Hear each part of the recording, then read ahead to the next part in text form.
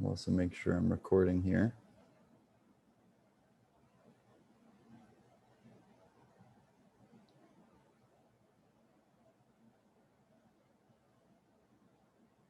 Okay, perfect. So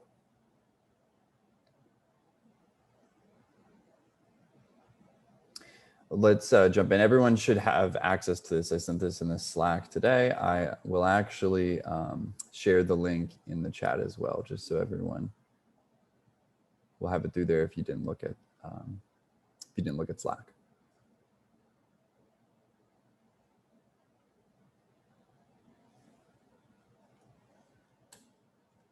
Okay, so everyone should be able to follow along through that link. Like I said, today we're going to talk about some machine learning models. And we've already previewed this yesterday, but we're just going to jump a little bit more into detail, not only talk about certain models in detail, but just talk about some of the general things that we need to know when we're working with these types of models. Okay, so I've kind of broken this down into blocks. So everyone should have some experience with Colab by now, and we can kind of have these little drop down menus. And so we'll work through bit by bit each of these. Okay. Let's start with our general introduction, right? So we're going to talk about just machine learning, and I'll zoom in a little bit so everyone can hopefully see. So like we've talked about, machine learning is about us building these programs, right? We're able to build some kind of algorithm that's going to solve the issue that we're looking for, whether we're trying to maybe categorize some data, right? So for example, we'll look at it today. If I give you, say, breast cancer data, right? I give you information about tumors and I want to know, are they benign or malignant? Okay, we're going to be a categorization, right? We're trying to figure out if it's one category or the other. How are we going to do that? Well, we do it through machine learning, right? And machine learning, depending on the model you have, we have parameters that we want to change about them, right? So you might have seen yesterday when we talked about neural networks have a lot of different features that we can change. And so the trick is, how do I choose the best parameters for my model to give me the best results? Typically, we adjust these usually by hand to try and figure out the sweet spot for our data. And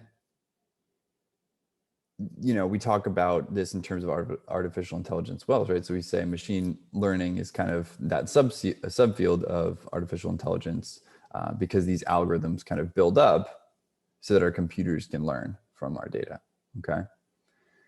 Now, we've got a bunch of different models. Like I said, some of them were talked about yesterday.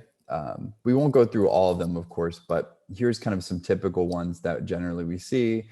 You can think about regression. These are some typical ones, right? So maybe you have a bunch of data and we want to match a curve to that data, right? So maybe you just have a bunch of points that are scattered up. I can probably draw a little picture here. Let's say I have a bunch of data like this, right? So I've got a bunch of points and I want to figure out what we think about this as a line of best fit. Okay, we've all probably done this in school. So you would figure out the equation of the line that goes through this. Now you can have more complicated data, of course, right? This is a very simple kind of linear regression, but you could have things that are, maybe shaped, for example, like a parabola, right?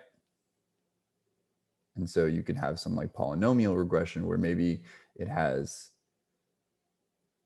a shape very similar to this. And you could think of more complex cases, right? There could be very high degree polynomials where you've got some crazy data, right? So maybe the data looks, right? We might have some outliers, of course, but this could be what the data looks like, okay? So that's one way we can kind of work on this, right? So regression is a big thing I can do with machine learning. We have some other things as well, right? So we've got support vector machines. I think we talked about that yesterday. We've also got things such as naive Bayes, which is some statistical models. We've got k-nearest neighbors. I think Ishan also talked about that yesterday. Then we get into more of the neural network stuff, which we will see today. And then things we can do to cluster data. So k-means, Gaussian mixture models. This is when we want to take some data that has some specific split to it, right? So let's say I have a bunch of data samples here. Using the example I talked about earlier, let's say these are all the benign tumors that we talked about, right? But then you have a bunch of other samples somewhere over here for the tumors, and these are the malignant ones, right? So the goal is, of course, you want to be able to cluster these, where this would be all of the benign tumors and this would be all the malignant tumors, right? So you found a region where all those data points are a specific category, right? So that's what we'll do with k-nearest neighbors and Gaussian mixture models. So we're going to talk about those today. We're also going to talk about neural networks. So I guess these three are going to be the focus of our lecture today. We also have some things like principal component analysis, so PCA, which we might have talked about either yesterday, maybe last week. I think Dr. Harley mentioned some of it, but this is about basically reducing our feature space. So when we work with models, you can have a bunch of data with a bunch of features, right? So you think for tumors, maybe tumors have maybe a width, right? Or they have really any dimension, right? You can think of dimension, you can think of color, you can think a bunch of different properties of our tumors.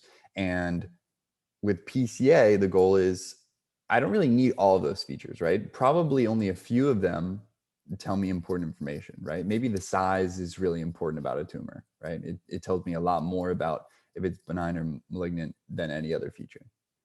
PCA would be able to tell us that. It would say, hey, this feature is a really important feature. These other features are not so important. So then if we know that information, we can adjust our model to focus on only those features, right? We don't want to have a model with 50 features because our model is going to need a lot of training, a lot of data, things like this, to be able to learn how those features correspond to the output data. But if I have minimal features, right, I've got only a few that are really important, our data could work a lot better in those models. Okay. Let's take a look at some other questions. Benign meaning that a tumor isn't growing, or malignant meaning it is growing or spreading. Exactly. Yeah, so I assumed everyone knew what benign and malignant are, but yes, thank you. Okay, so this is kind of the bulk of what we're getting at, right? We're trying to take everything we've learned, right? All of these ways to work in Python, things like that, all of these techniques that we've talked about with Dr. Harley and yesterday with Sean, bring it all together. And today, hopefully, write some Python code in Colab that'll implement some of these machine learning models. Okay. Before we jump into anything else, does anyone have any questions? Anything about what I've talked about so far, or yeah, anything like that?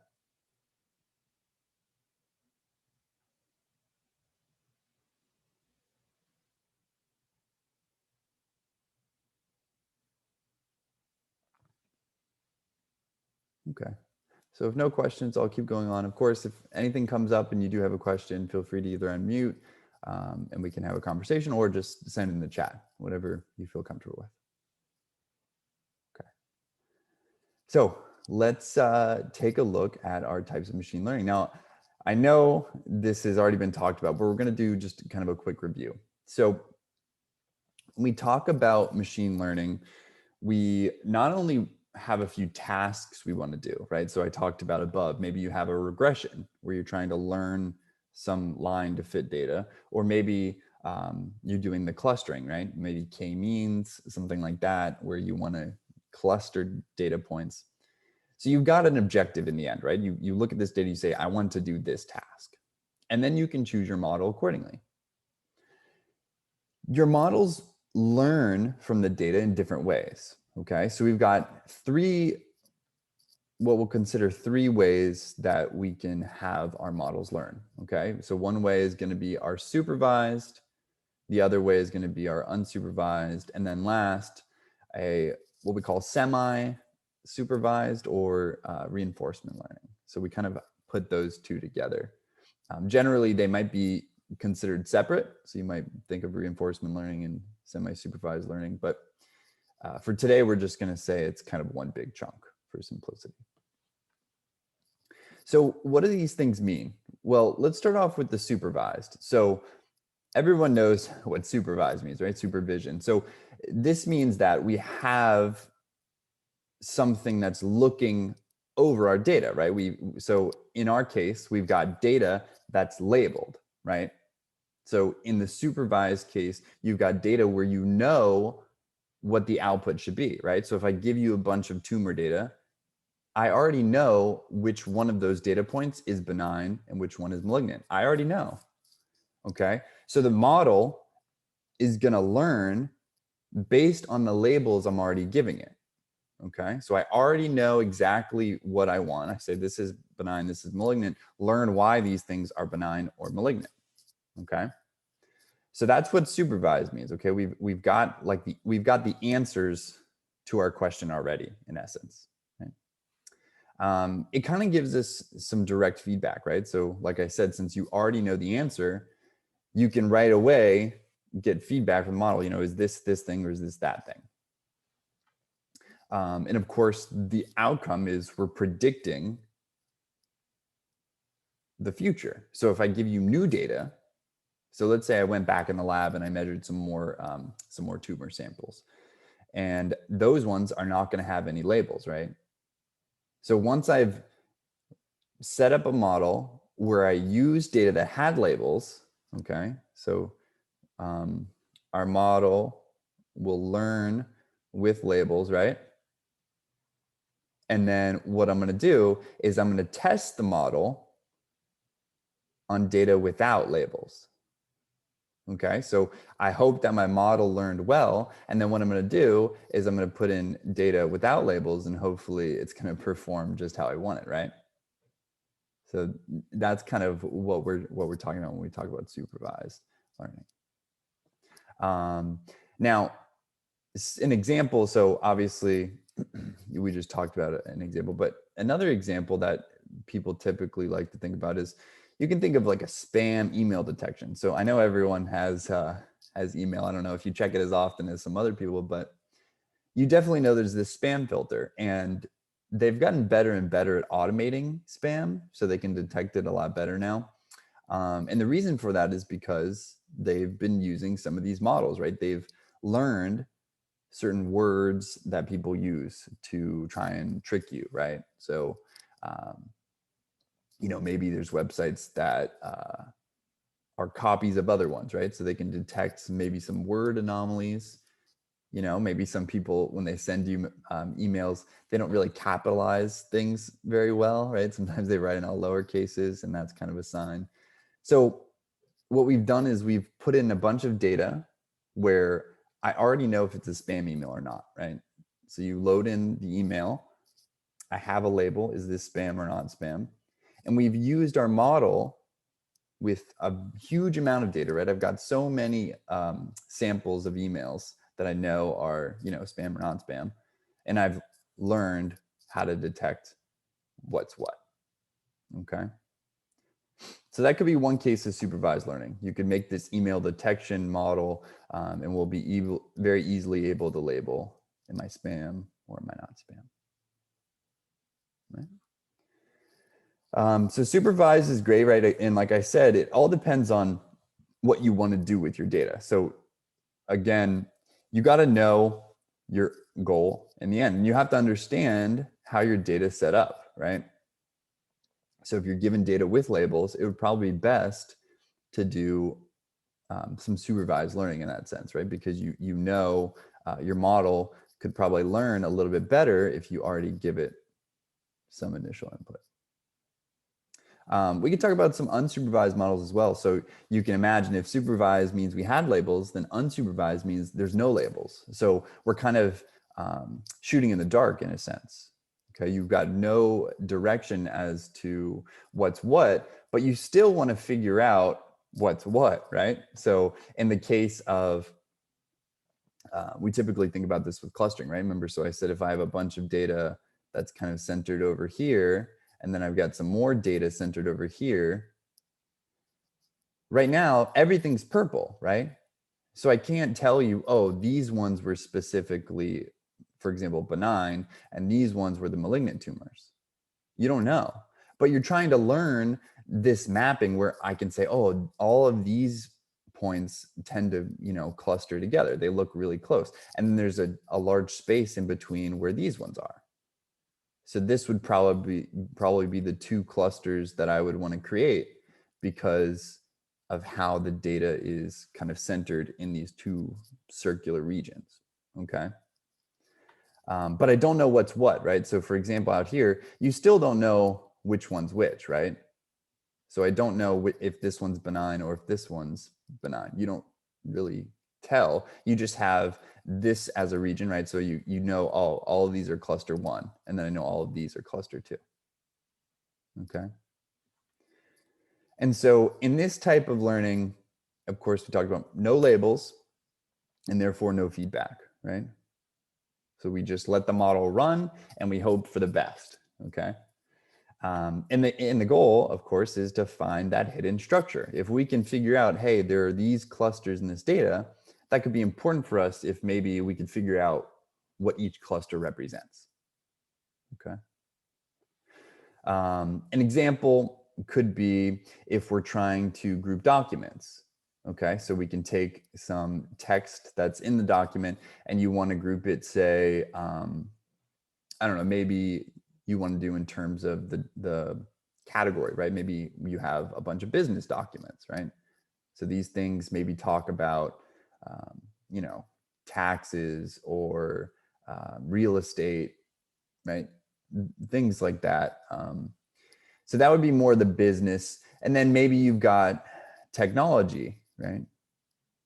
So you've got a bunch of papers that are on some technology. So maybe it's talking about, I don't know, computers, internet, data, things like that, right? And you could have a bunch of other categories as well, okay? So what if you wanted to figure out which documents belong to technology, which documents are relating to business? And then you keep going more and more and more. Well, we would probably use some unsupervised learning because we don't know which documents go where, okay? But we're hoping our model will be able to see that, right? So if it sees data that's talking about taxes, we can say, it's probably over here, right? It's probably in the business cluster.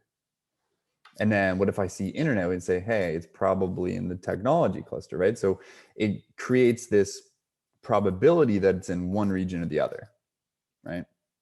We say, this is really likely to be in business if I have a tax report. And it says it's really not likely I'm in technology. There might be a little percentage that it's in technology, right? Because sometimes you can have interdisciplinary work, right? Maybe a technology report talks about using its techniques for, I don't know, tax fraud or something like that, okay? So they could relate. There's a small probability that something that talks about taxes in technology, but likely not, right? A big probability, a big portion of the likelihood is in business. And so that's how you form clusters. We say this is really likely to be here, and it's less likely to be over here, okay? So that's what we're going to talk about, right? Supervised, unsupervised learning models. Last but not least, we've got this reinforcement or semi-supervised learning. And you can imagine what this means. It basically, well, in the semi-supervised case, it means some of our data is labeled, some of it's not, right? So maybe you want to train your model using some of the labeled data so that it has a head start on learning.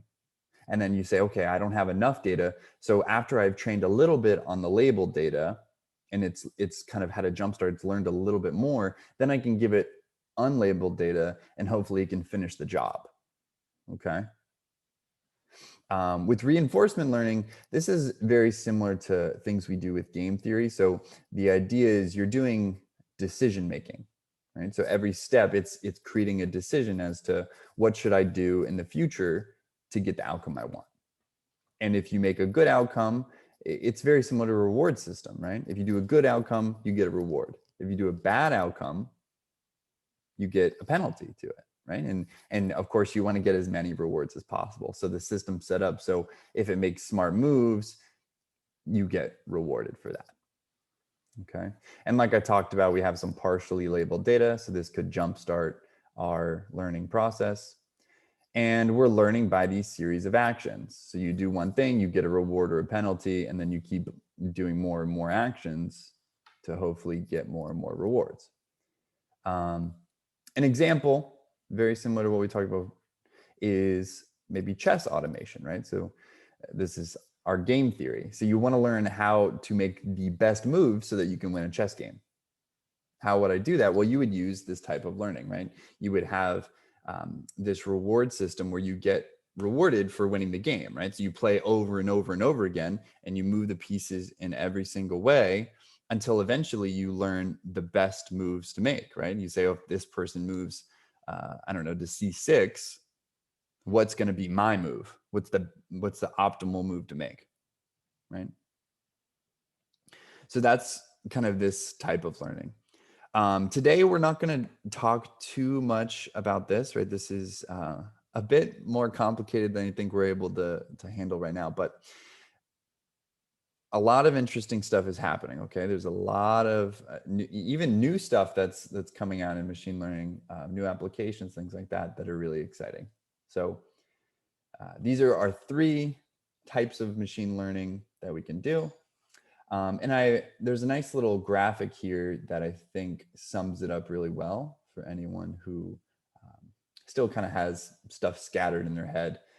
So really quickly, let me just run through this one more time, and then I'll turn to questions.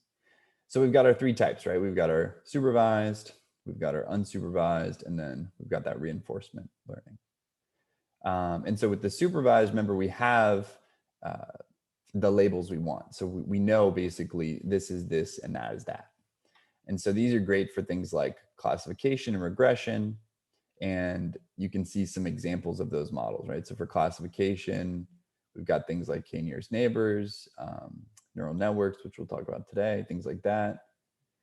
And then regression, like we talked about, you're trying to learn a mapping, right? So maybe you've got just like a linear regression, you're creating a line, or you've got polynomials, very simple stuff where you're trying to learn how the data is shaped by a function. We've got other stuff, right? So down to the unsupervised, we have clustering, which is kind of mainly what we talked about, right? I want all the red to be in one cluster, all the green to be in another. But there's some other things that are actually pretty interesting. So there's some density estimation, which we don't talk about too much today. And then some dimensionality reduction, which we did talk about, remember? So we discussed PCA a little bit. But again, these are not going to be a focus of today's lecture. I think that's a little beyond our scope, okay? And then last but not least is the reinforcement learning, which again might be a little outside of our scope, but there are some interesting things we can do with that. And like I talked about, it's based on this kind of reward system, right? So you create actions and you want to perform the best actions and you get rewarded if you do the best actions. So you'd win the chess game if you moved all the pieces in the correct way, and you'd lose the chess game if you didn't. So yeah, perfect. That's really an overview of machine learning, the types of learning that we can do with these models, and then some of the actions or some of the tasks that you want to perform. So, classification is a task that you'd want to do with your data, or clustering is one of those tasks. Okay. All right. So let's pause for a second and see, does anyone have any questions at all with this? Maybe some of the learning types, any of the models we've looked at here, or, any questions in general about machine learning?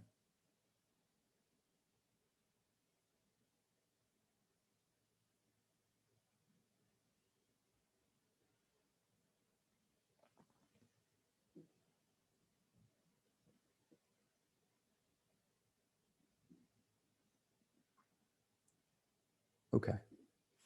So again, right, if no questions, that's okay. We'll keep moving on. If anything does come up, like I said, feel free to unmute. We can stop and have a conversation or just message in the chat. So let's move on and see what are we going to cover today specifically in terms of the models. And so my goal for today is to talk about 3 models. So I want to talk about k-means and Gaussian mixture models. These are two unsupervised cases of clustering, okay? And they kind of go hand in hand with each other, which is why I chose them. And then we'll actually move on to a supervised method and we'll do some neural networks, okay? And neural networks are great at this classification task. So we'll look at an example of how to do that, all right? Just so we know, we're actually gonna do the lab on k-means, okay? So it's important to kind of pay attention to that. Obviously, pay attention to everything we talk about today. I think everyone will learn a lot, but specifically with k-means because we're going to implement k-means in the lab. All right. Perfect. So let's first take a look at a few things, right? So these are the models we're going to do, but there are a few kind of topics or a few things we should note with our models before we actually get started. So the first thing I want to talk about is underfitting and overfitting. So again, there's a nice little graphic and I'll try and put everything on the screen, but the idea is that if I have a model, okay, there's going to be basically a good model and a bad model, right? Of course, with anything, there's a good model and a bad model. You can either underfit your data, which means that the model you have is just not good enough, right? It's really missing some of the essential features that you want, or it's overfitting. It's kind of going way too crazy and it's learning too much, okay? You can read a little bit about them here, but I want us to get an intuitive sense of what this means, right? I don't want us just to read the text and be like, okay, yeah, that's what it is. So let's look at the pictures. I think pictures tell us a lot. So in the underfitting case, you have something like this. So you see, if we're doing a regression, you've got this straight line, but the data, it doesn't look like a straight line. It looks like it might be a parabola, right? We might have data that maybe looks like that. So I'm underfitting, right? I have a model that's really poor, okay? It's not learning enough of my data. It's underfitting. It's missing key information about the shape. And some characteristics of this, which we haven't talked too much, we won't go into detail, but if we have a high training error. So remember, with our models, you train the model and then you test the model. So if in the training stage, you already have high errors, then something's wrong, right? Your model is not doing well. So this could be underfitting. If your training error is close to your test error, that could also mean underfitting, right? So when you move to data you haven't seen before, right? So you train on data over and over that you've seen, and then you test on new data your model hasn't seen. If it performs about the same, you're probably underfitting, right? Because your data is just, or your model is not doing good enough. It's saying, hey, I didn't know how it fit the data in the first half when I was training, so I definitely don't know how it fits the data when I'm testing it, right? You can look at it in other cases. So regression is kind of an easy one to see, but you can think of it in classification. So here you see we've got a bunch of blue dots and we've got some red ones. So for the most part, you'd think, yeah, the blue and the red is kind of interchanged. So it might be a little tricky to split it, right?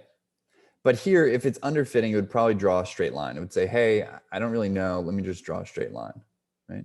As opposed to maybe getting all the blue points as best as possible. Maybe all the blue points would look like that, right? And all the red points could be split up like that. So that might be one of the ideal classification curves that we'd use. But since we're underfitting, we're using this straight line that's really missing a lot of the blue but it's still doing good in the red. Okay, so it's an okay model, but it's not great. It's not great at all. And then in terms of deep learning, well, like we talked about, the error is about the same. You see how these models here, this is as you train it. So epochs is basically, let's say, intervals of training. So if I train in different epochs, I keep training. The error is about the same for the training and the testing. So here you can think of validation as testing. We'll talk about validation later, but the error is about constant. That's not good, right? you want your errors to be a bit spread out, right? You want your training to have really low error, because that means you're doing well, right? If you're training on a model and the error is low, you're saying, okay, my model's good, error is low. So this is how underfitting works. And some of the ways we can fix this, if your data or if your model is underfitting, you might have too complex of a model. So remember, we talked about features. Okay, maybe you've got a bunch of features. Your data has size, color, texture, I don't know, a bunch of features. And you make a model that is supposed to have all these features in it. It's so complex. You might not be able to learn anything from it, right? What if all of those features are useless, right? What if those features tell you nothing about it? What if color has nothing to do at all with whether your tumor is benign or malignant, right? In that case, your model would do poorly, right? You'd be underfitting because your model can't learn the data. It says, you're telling me all this information, but it's not helping me to tell, am I this or that, right? Or maybe you're using too little features, right? Maybe you've got, like I said, maybe you've got all these features that are that don't tell you anything, right? You might need to add more features, but add more valuable features, right? You don't just want to add more and more features. You need to add features that carry some weight, that are important to your model. So maybe we want to add more useful features, right? Genuine features that we need. You could also maybe train the model for longer. We're not really going to go too much into all of these techniques, but you can imagine if you train your model a little bit longer, maybe it can start to break down your data a bit more. So you can think about it. If you look at something for 5 minutes, maybe you can learn a little bit about that, right? So maybe you look at a puzzle and you say, okay, I looked at it for 5 minutes. I might be able to solve the puzzle. But what if you looked at the puzzle for an hour or maybe like a week? You know how to solve the puzzle by then, right? If you put in enough time, you'd probably be able to have a way better shot at it than if you just looked at it for a few minutes. That's the idea here. If we train a little bit longer, we might be able to do a little bit better in the long run. Some other things is, what if I'm overfitting? So if I'm overfitting, you're gonna learn the data too much. So you see here, you've got so many wiggles. You're basically just trying to match point by point. This is bad as well, because you want a model that's gonna do great in every situation, right? If it's just learning your training data, when it goes to the test data, it's going to have no clue, because it only knows the shape of the training data, right? If the training data goes like this, then your model only learns this. It won't be able to handle data that maybe looks like this, right? And so the idea is, if you overfit, you're learning the data too well, right? You're saying, I want to match every single point. There's no general rule that I'm looking for. And that's bad. You want your models to be general. And so this is the regression technique where you really just match every point. That's not very good. With the classification, you see it's too strict. So remember, in this case, this was too bad, right? We lose a lot of the blue on the bottom. We lose these reds on the left. In this classification for overfitting, you learn it to get every single point, right? So every single red one was captured and every single blue one was captured on the other side of the line. But again, that's too strict. We've learned too much of the training data. It's too complex for us to get a good result on the training, on the test data. Okay. So you want a sweet spot, right? You want your model to be general, but not too general. Okay, you want it to know the shape, but you don't want it to fit every point.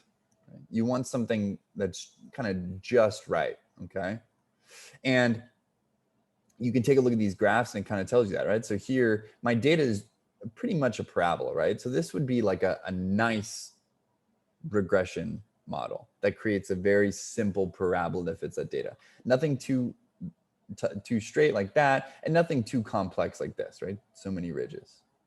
Just a nice smooth curve that fits all of our data. Same thing with the classification, right? We might have something like this that fits almost all of the data, right? It doesn't have to fit everything 100%, but it does good enough, and it's a simple model, right? This is basically just kind of a parabola that's opening sideways. That's a pretty simple model, right? Parabolas are to the power of 2.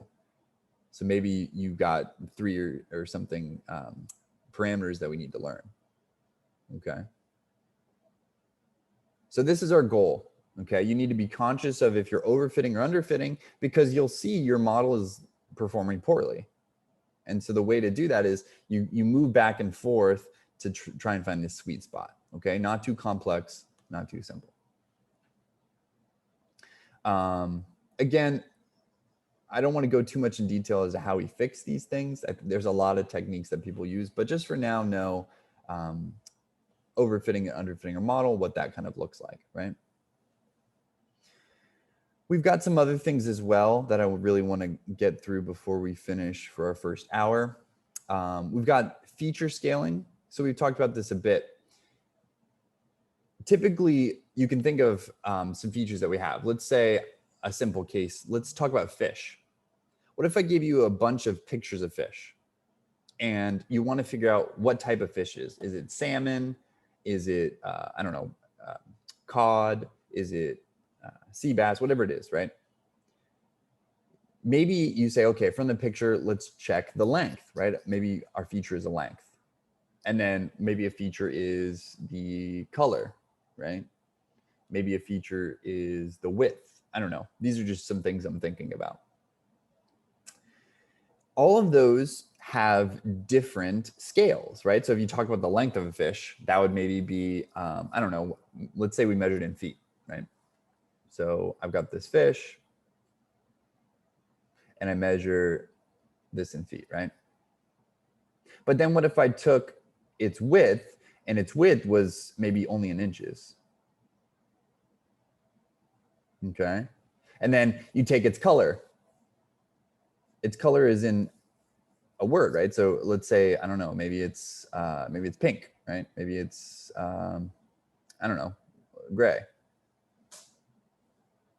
All of these are features, right? We want length, we want width, we want color, but they all have different scales, right? One of them is actual words, one of them is feet, one of them is inches.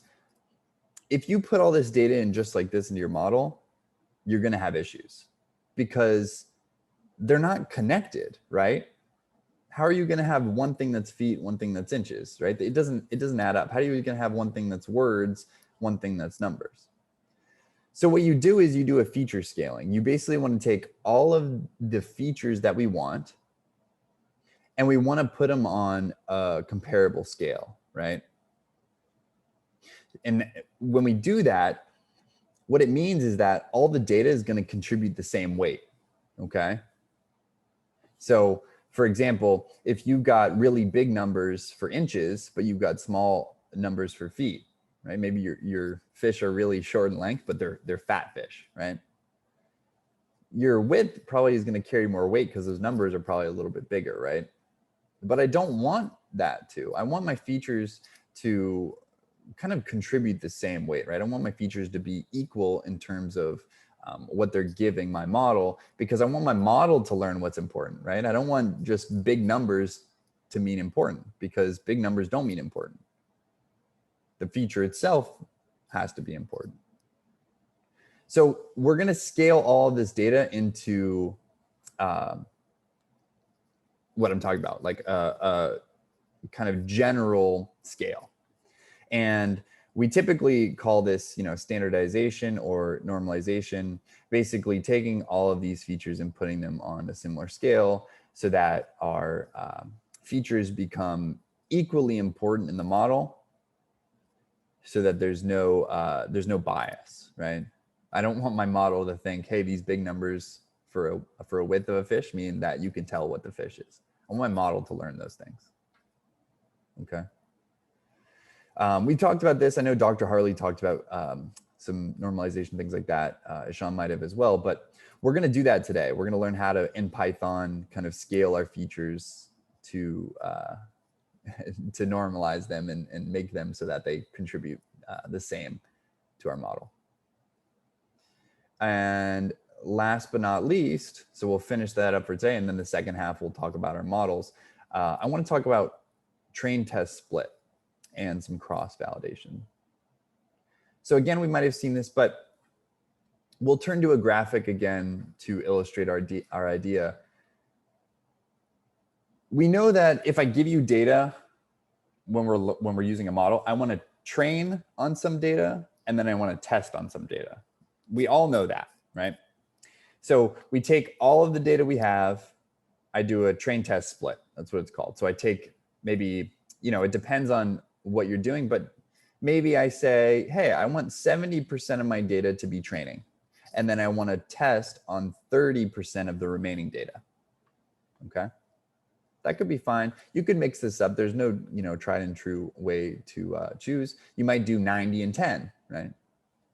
It doesn't matter. But let's say I do 70-30. This could be good, but depending on the model, we might want to do a step further and look at a validation set.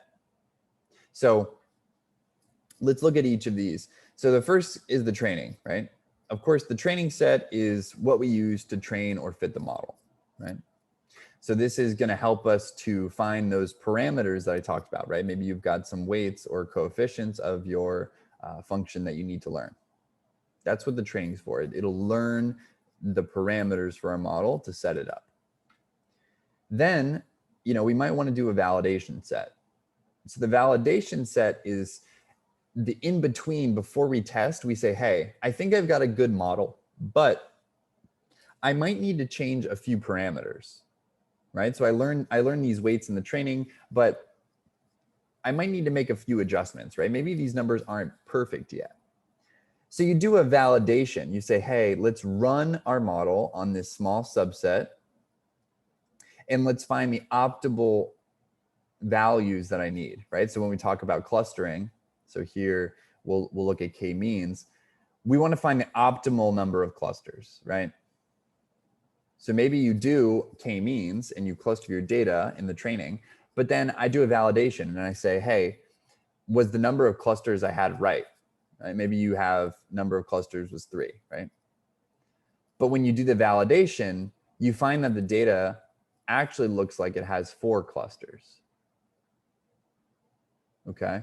So if that happens, you'd say, oh man, what I need to do is I need to go back and adjust my parameters then, right? If the training was a bit confused, it said, hey, I think I have 3, but when I validate it, I get some error and it says I might be at 4.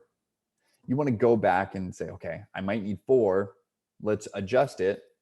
And then once you've done that, you can finally move to the testing phase, right? So once I've made those adjustments back and forth with training and validating, I can say, okay, I've got the perfect number now. I finally said, hey, I think 4 is perfect.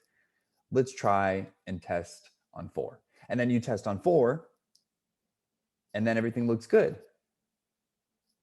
Then we're in good shape, right? We said, okay, my training, it got me close. It said, I think it's 3. I validated, said, hey, maybe we're a little off. I got 4. And then I tested and said, great, 4 was the correct number. So in some cases, you might want to validate.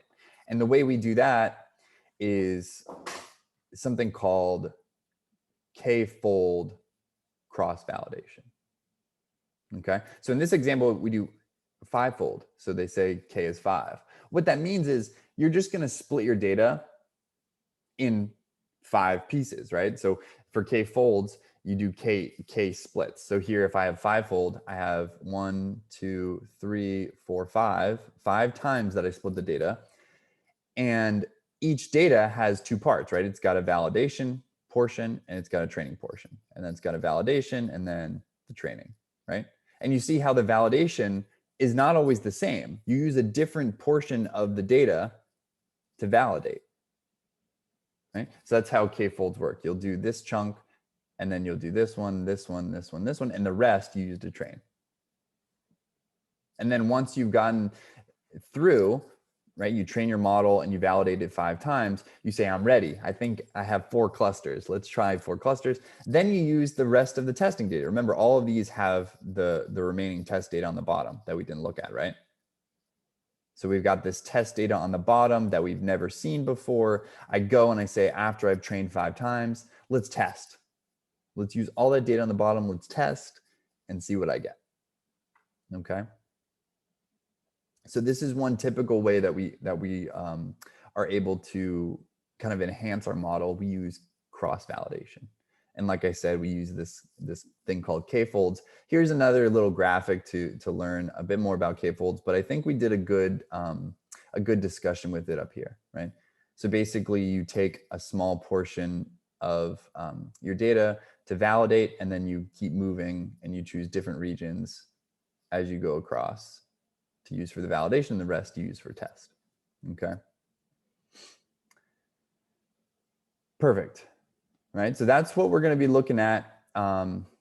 These are a lot of things to keep in mind when you work with these models, right? So machine learning, if you don't do train and testing very well, you can get an overfit or an underfit model, right? So you want to make sure that you're doing the best possible approach when you're working with your data to get the best model. And so train test splits are important. Cross-validation could be important, right? You need to understand how complex your actual model is, and if you really need it. You don't always need it, okay? This might be a lot of extra work. You could get away with just doing a single train test split. But it's really important that we do feature scaling, right? You want to make sure you standardize or normalize your data, because if you don't do that, like I said, your features are not contributing equally to your model. One feature might be contributing more when I don't want that to be the case. You want your features to be presenting equal weights. So one question Joseph has is, what benefits is there to using cross-validation as opposed to just one validation set? Yeah, so does anyone want to chime in before I answer? Does anyone think they have an idea of why would I maybe do a cross-validation like this? Why would I maybe use these different 5 validation splits as opposed to just doing one validation check?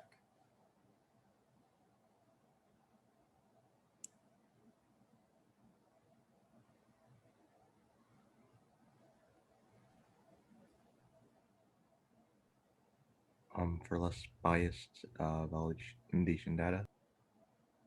Yeah, so for less bias, right? Especially depending on maybe what your model is, right? Because some models are very random, right? So maybe you think with like a neural network, you don't know with a neural network what's exactly happening inside the model, right? How it makes its decisions.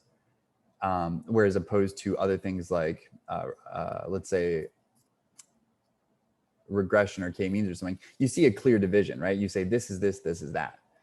With neural networks, there's a lot of stuff in between that gives that output. And so if you do a cross-validation, you're able to split up the data so that there's no bias to your model. So for example, let's think about the data as maybe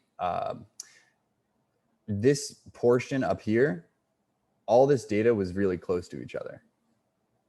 Okay, all this data had one specific pattern, but then the data down here was totally different, right? So these 2 splits of data here and here have different shapes, but all together, when you combine the 2, it creates one general pattern for our entire data.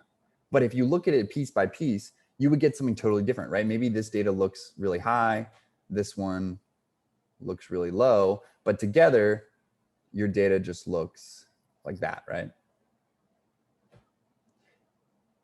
What you do with a train, when you do cross-validation is you don't necessarily learn only one region of the data, right? So because you're splitting it up randomly, you're able to identify kind of what these outliers are, and then you can fit the data a little bit better for your model, because you say, hey, when I did it this way, maybe I only noticed this really big peak. But then if you do the other 4, you're getting something that looks a lot more like the original data, right? And so your data might have some skew to it, but if you only do a train test split, all of your training data might only look like one portion of your bigger data, okay? So it's important for you to randomly split your data and test it a few times, moving the data around, because the data could have some bias to it, right? Some shape that you're not really recognizing in the beginning, okay? Because it's really hard when you're working with maybe a lot of features to know that your data has a certain shape. So that's why we'll probably do cross-validation. You really want to identify your data as a whole, right? You don't want your data to be skewed because you only chose a portion of it, right? So if my 70% is only the first half of my data, but the second half, which is my test data, looks totally different, your model is going to perform really poorly because you didn't learn your entire model, right? You didn't learn all the data. You only learned a portion of the data. Does that make sense to everyone? Yeah. Okay. Yeah. Awesome. So these are some things that we're going to work on, right? Especially, I don't know if we'll do cross-validation. We might get to it in the lab, but we are going to do a train test split. That's the bare minimum that we need to do for our models. Okay, so all of these things we will be looking at, especially as we move down and talk about some of the specific models. Okay, so what we're going to do is we're going to take our break like normal, so 11 to 11:30 Eastern. When we come back, we're going to do our 3 models. Okay, I'm going to talk about k-means, Gaussian mixture models, and then we'll finish up with some neural networks, and that'll lead us into the lab for later today. Okay, perfect. So we'll take a break. If anyone has any questions, you can stick around, ask me. If not, see you in 30 minutes.